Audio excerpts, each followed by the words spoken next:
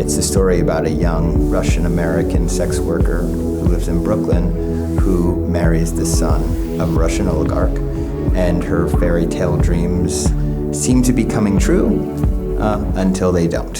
What? This is not a real marriage. We're getting an annulled and you have no say in it.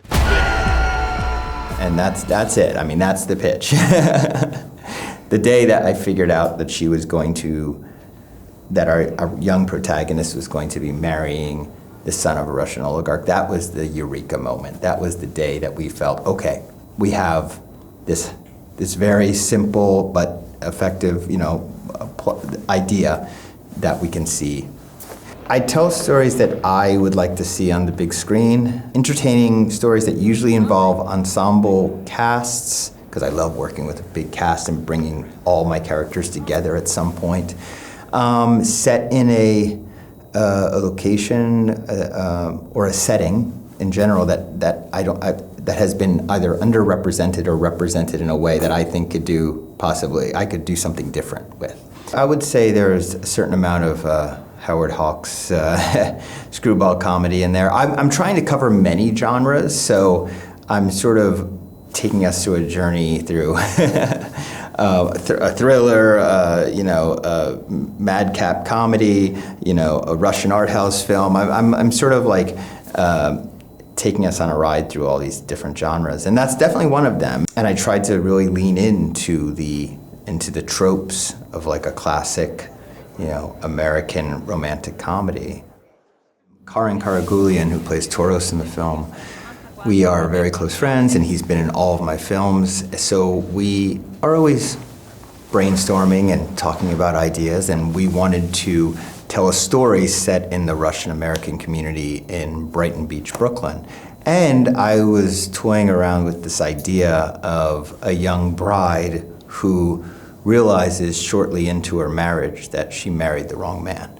So we sort of combined these ideas and fleshed it out, and it just felt like it was the right time to tell the story after Red Rocket. Mikey came on before I wrote the screenplay. I had already figured out our plot and beginning, middle, and end, but it was all up here. It was very early on in the development stage. We knew we were moving forward with this film, and I eventually would have to find Anora. And it just happened to be I went to see Scream 5, in which she is one of the lead characters, and I loved her from Once Upon a Time in Hollywood. So it was those two performances combined that just told me she's the one, and I knew it there in the theater. We called her agent right after we left the theater and set up a meeting, and I pitched her the idea. She was very excited.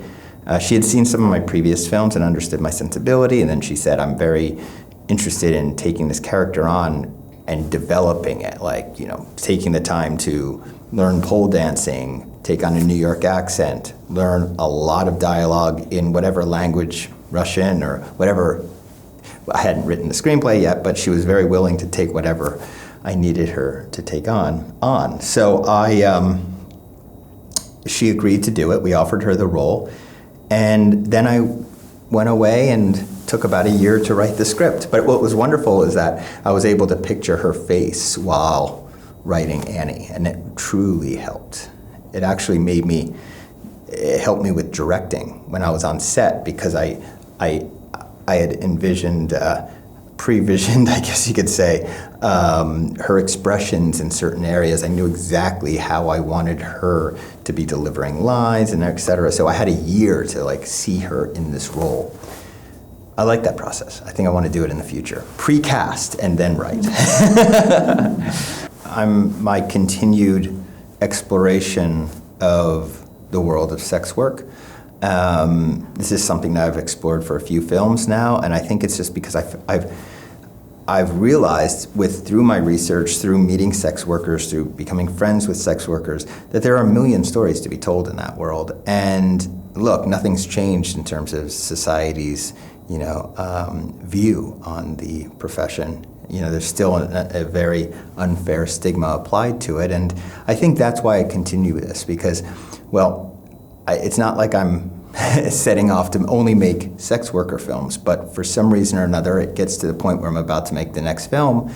I have an idea, and I'm like, you know what, this could work very well with a sex worker as the lead, and it allows me to explore a different aspect of it.